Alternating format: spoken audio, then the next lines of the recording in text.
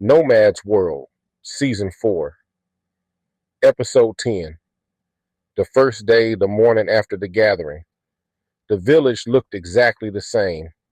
The bridges hadn't changed. The hollow still rested beneath the ancient roots. Children still laughed. Gatherers still prepared for the day's work. Birds still sang. Yet somehow, everything felt different. Tim stepped outside his hollow. The woven cord still rested across his shoulders. He looked at it for a moment, then carefully removed it and hung it on a wooden peg inside his home. Cliff, who had been passing by, smiled. Not wearing it? Tim chuckled. I don't need a cord to remind me who I am. Cliff nodded. Good answer.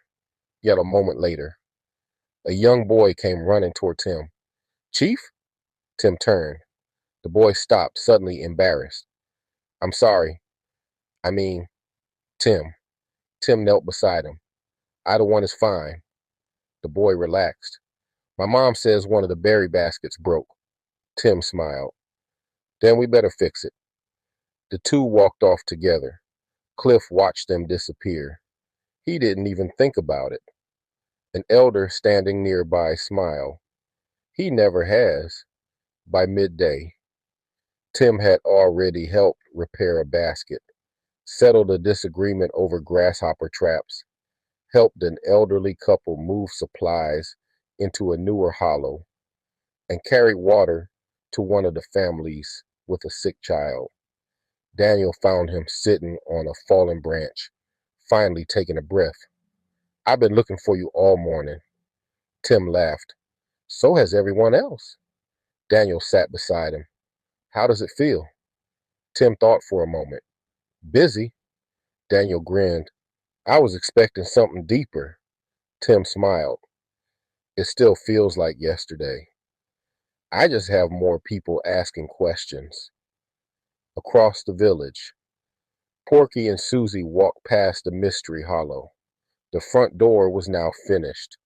Fresh flowers had been planted beside the entrance. Susy admired them.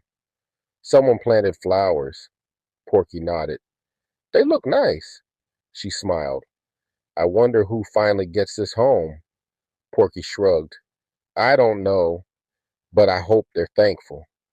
Neither noticed him watching them from a distance. He quietly smiled to himself. That afternoon, the elders gathered with Tim beneath the oldest tree.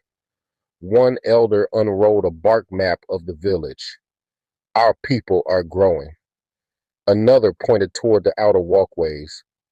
We'll need more storage before winter. A third added, and another gathering place. Tim listened to each person before speaking. What do the builders think? The elders looked at one another. One smiled. That's the first thing you ask. Tim shrugged. They're the ones who will build it.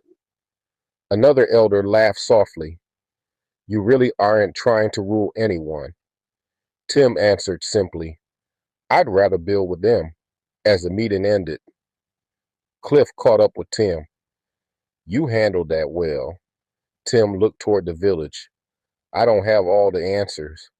You don't need to. Tim smiled. I hope not. As evening settled over the forest, a small celebration began without anyone planning it. Someone started playing music. Children danced across the walkways. Families shared fresh bread, berries, roasted insects, and stories. No speeches, no ceremony. Just neighbors enjoying one another. The kind of evening that reminds people why they built a village in the first place. Porky sat beside Daniel, watching the children play. You know, Daniel looked over. What? Porky smiled. For the first time, this place really feels like home. Daniel nodded. It does. Then he looked toward the finished Mystery Hollow. I still wish I knew who gets that house. Porky laughed. You and me both. Nearby, Tim and Cliff stood quietly beneath the trees. Tim looked toward Porky and Susy. They're ready. Cliff smiled. I know. Tim glanced toward the finished hollow. Tomorrow. Cliff's smile widened. Tomorrow? Tim nodded. It's time. The finished hollow rested silently among the branches. Its doorway stood open.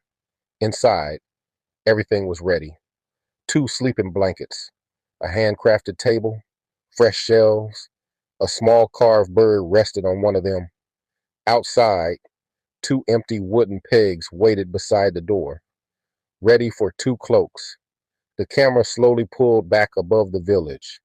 Lanterns glowed beneath the towering forest. Peace filled every branch. Tomorrow, 2 lives would quietly become one home. If you're enjoying the journey, like, subscribe, and share.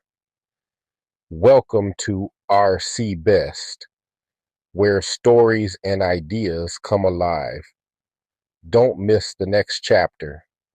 Every episode reveals another piece of the world